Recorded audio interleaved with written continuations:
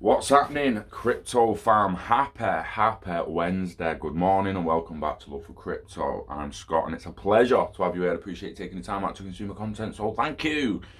This morning I want a little chat about CBDCs, about India possibly banning cryptocurrencies again, FUD, FUD mixed with a bit of uncertainty, which leads people to wonder what's even going on.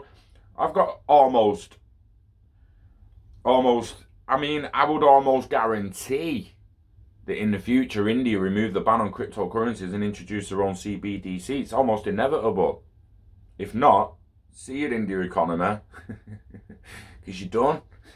Can't go cashless in the new world without digital currency. You can go digital fiat like they do now, but again, it's gonna end up falling on its ass. So, growing interest in central bank digital currencies has widely been viewed as a response to by central banks to the emergence of private stablecoins, most notably Facebook's Libra, announced in June 2019.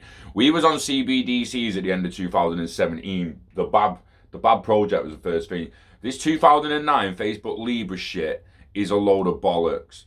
What a load of bullshit. We've been on CBDCs and we've been viewing the potential of CBDCs for 3 years now. Nearly 3 years, mate. So regulators and intergovernmental organisations such as the Financial Action Task Force have been working to understand the risks and potentials of stablecoins. And many central banks, including the People's Bank of China and the Bank of England, have been advancing CBDC projects with great energy.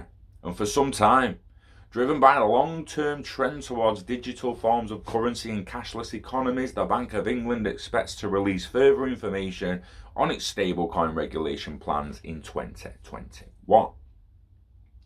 The push for innovation is also well supported by the private sector. On 9th of September 2020, MasterCard announced its launch of a CBDC testing platform designed to allow central banks to use a simulated CBDC ecosystem to test their designs and evaluate use cases.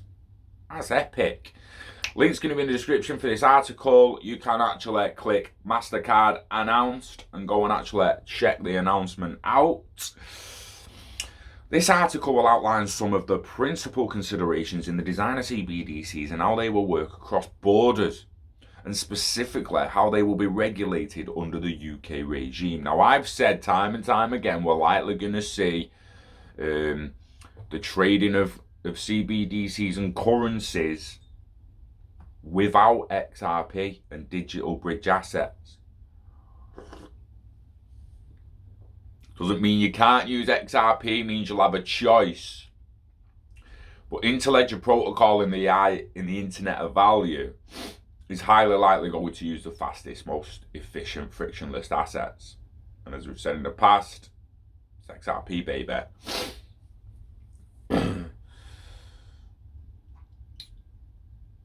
In its March 2020 discussion paper on CBDC opportunities and challenges, the Bank of England defines a CBDC as an electronic form of digital bank money that could be used by households and businesses to make payments and store value. However, CBDCs can vary in terms of their design and their impacts, and this impacts their key features, such as privacy and anonymity. In any form of CBDC, anonymity is unlikely to be completely possible or desirable, as at least one actor in the chain, whether it's a central bank or an intermediary, has to know who holds a digital currency. But the level to which anonymity is granted to users can vary by design. This is what I keep saying, there's a big difference between privacy and security. Privacy is keeping most of your information away from most people. Security for everyone else is for the powers that be to be able to access your private information if they feel like you're engaging in criminal activities. Not engaging in criminal activities, got nothing to hide really, have you? I know some people don't like that, but it is what it is. For example, The Bank of England has suggested it would allow users a level of anonymity by using a platform model consisting of a central ledger and intermediary. Payment interface providers, these intermediaries would know users' identities and be responsible for anti-money laundering and counter-terrorist financing compliance. But users would remain anonymous at the central bank level. Now, I bet most of you was going to think it was the other way around, didn't you? The central bank ain't going to know who you are, but the private intermediary will. Interesting. The People's Bank of China, excuse me, I'm a bit clogged today, is reportedly trailing a tiered system for its digital currency. I'm not surprised it's a tiered system with a social score, because you've got 1 to 5, haven't you? 5 for the elites, 1 for the ground level. Interesting. Watch Altered Carbon. And season 1, not that shit season 2. A tiered system, a digital currency electronic payment, under which some low-level users would be able to sign up with only a Chinese mobile number, granting them some limited anonymity from the People's Bank of China. But users with balances over a certain level would need to have approved accounts and be subject to a greater level of oversight. On a transactional level, users will be able to transact with each other anonymously to a point, but suspicious transactions may also be investigated for the purposes of anti-money laundering and counter-terrorist financing check. It's not even counter-terrorist, criminal activity. They're coming for your drug dealers, your tax dodgers, they're coming for everyone in the end. Everyone doing something illegal. Now we either agree and let them do it, or we change the fucking laws. So we were allowed to do it. How many people do you know that buy cannabis with cash and might struggle to buy it with an electronic payment, but you believe they should be able to buy it? A law needs changing somewhere. Do you know what I'm saying? The People's Bank of China is providing controllable anonymity. It's thought that the Chinese regulator will also have the power to instantaneously and unilaterally freeze user accounts, which is probably not an attractive prospect for most users. This is what the masses are scared of, because the banks and intermediaries have got the power to close and freeze your accounts. Can that be done on XRP without validator's permission? I don't believe it can. I don't believe it can. If you believe it can, and you've got information suggesting it can, drop it in the description so we can all have a little read. Aside from being issued by central bank, CBD systems must allow issuance and transactions to be recorded, and they must harness a technology which allows users to access a CBDC. In respect to the technology, it's sometimes assumed that CBDCs are bound to using distributed ledger technology, but this is not the case. CBDCs can run on more traditional centralized ledger systems, while DLT does provide certain benefits such as resilience. Its use for CBDCs is not a foregone conclusion. Banking think tank OMFIF discussed this at length at their August roundtable. Hyperlink. There's a lot to read off these articles, guys. It's never just the article to read. This is what I want people to understand. Click in a link, watch me read over this, and then if you don't feel the need to read it yourself, at least go and click the hyperlinks and get a little bit deeper into the information, just so you know. Just so you know. And the August roundtable was actually attended by a representative of the Bank of England. Cross-border CBDCs. In theory, CBDCs, which provide complete anonymity without limitations, would be able to be obtained by anyone, anywhere. The flow of CBDC would be unimpeded by anti-money laundering checks, and huge quantities of money would be able to move across the borders and more easily than carrying a case of banknotes through Heathrow. CBDCs able to be used freely in this way could be in demand, particularly in developing countries where the dollar is traditionally used in preference to mistrusted local currency. I like the way they do mistrusted local currency, eh? Like you can trust the dollar. Really? Really?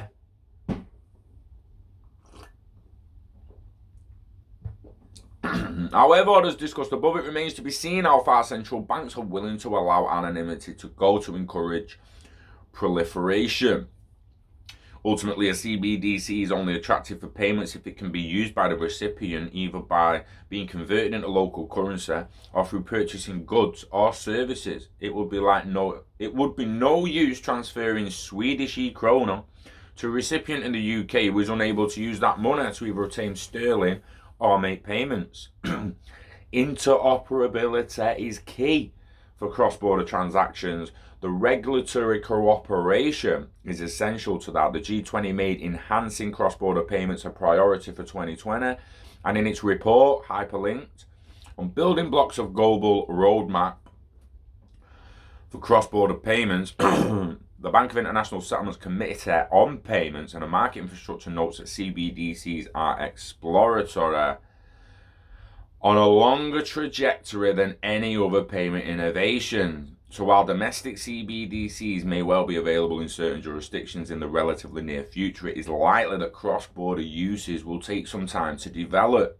It's no surprise that while many central banks are developing CBDCs, or at least considering doing so, the majority are aimed at domestic uses and increasing financial inclusion. I hate the fact it doesn't say we've got IL, Interledger Protocol, for transferring value over a bridge asset, something like XRP. It's in the hand of the W3C, blah, blah, blah. Like, why? Like, and this is just citiam.com. It's not like it's the Bank of England and they want to hide it all. I just don't get why they don't.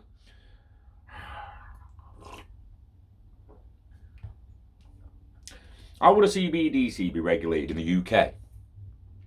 Even without the development of CBDCs, the regulation of payments in the UK is likely to evolve to account for innovation in the payment sector. Any sterling CBDC issued by the Bank of England is likely to be provided through payment interface providers. And there will need to be a robust controls about who can act as an intermediary. The splitting responsibilities between the Bank of England and intermediaries and interoperability between different intermediaries.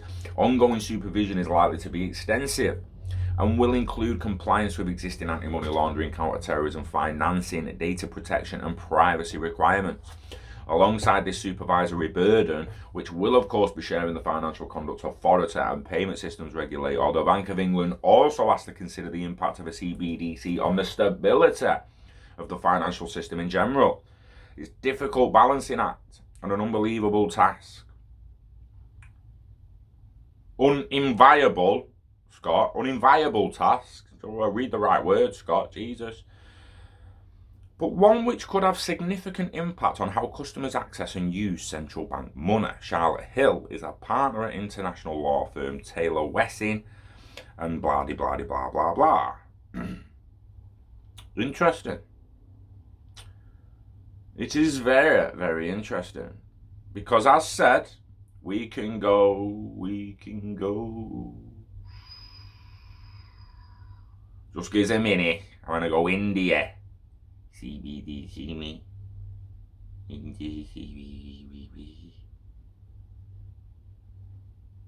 Come on, phone. Don't do this to me. India looking to ban cryptocurrencies again. I roll.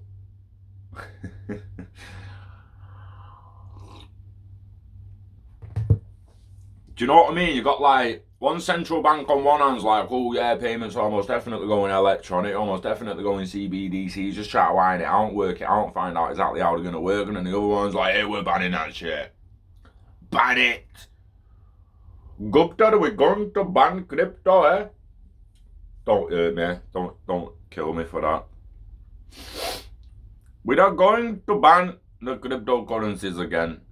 A draft law to ban cryptocurrencies is almost complete. I'm not going to do that. Is that bad? And is it any different than me going, Charles? Yeah. You know what I mean? I always wonder when I do accents if I'm offending people. A draft law to ban cryptocurrency is almost complete and will be discussed by the Federal Cabinet, reports Bloomberg Quint. Citing unnamed sources after a discussion of the draft bill, it will be put to Parliament.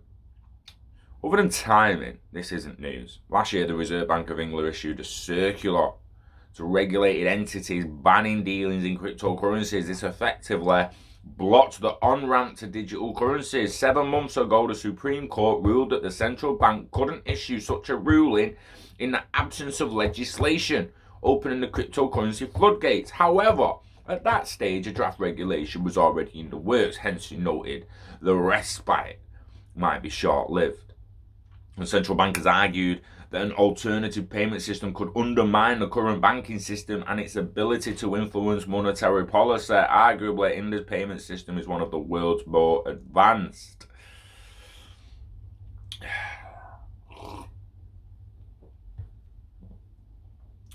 Crypto as a route for tax evasion. I'm done. I'm fucking done. I'm fucking done, mate. Crypto was a route for tax. You know, the most tax evaders I know all want to be paid in cash and are all shit scared of a cashless society because they can't do the fucking dodgy shit without declaring the money.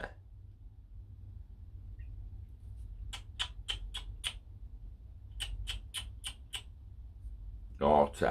Anything over 11 grand, you should be fucking declaring, mate. And you know it. Yeah. So it's all... Apart from the central bank's stated reasons, there's another important factor. Anyone who has ever sent money to India will know that Indian banks require reasons for payment. Presumably, this is used to monitor for anti-money laundering, but also tax avoidance. Again, you're coming down to the cash. Don't talk about cash like it's only electronic payments, mate. Stop talking about cash like it's only electronic, yeah, and that no one uses it for the money. You know, anti-money laundering, the easiest way to launder money at the moment is to start a black business and accept cash. There's no easier way. There is no easier way. Black invoices. Oh, there's the amount of drug dealers out there that could just be putting, they could be blagging invoices on media services for every £20 bud they go and drop off and just say, look, I went to someone's house and fixed the fucking TV aerial. 20 quid a pop. Got a legitimate business of invoices, of fucking TV aerial things. You all need to tell their address. You say you don't keep people's address. It's none of your business to have that data of a client. You got paid. That's all that matters. They don't need anything else. They need ingoings, outgoings, and as long as you pay tax on it, on the back end, they're not going to give a fuck if you sold weed, sold services, sold bricks, or sold fucking soil. Yeah, they're just going to care that you're declaring money coming in. Simple as that. The drug dealers will do it in the end. They will do. Anyhow, I've got to go and take my car in for an MOT. I'm absolutely dreading it. I've got a feeling there's there is stuff wrong with it. It's gonna cost a little bit, I think. So, on that note, I'll let you know how it goes. We've also got a remote control car to join in the wireless racer project. So obviously at the moment it's just a standard car that I'm going to get used to, and then in the future we'll adapt it, put a camera in it, make sure it can be controlled by a steering wheel and pedals and a chair, and maybe a VR headset for the camera, and we'll whiz it round DLT Con next year. Excuse me.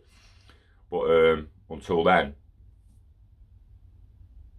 turn your hobbies into revenue. Live long and orderly until you're ready to let it go. Wishing health and happiness to you and yours. Enjoy the rest of your week. We love crypto, we love CBDCs, and we love you. Peace out, guys. Take care.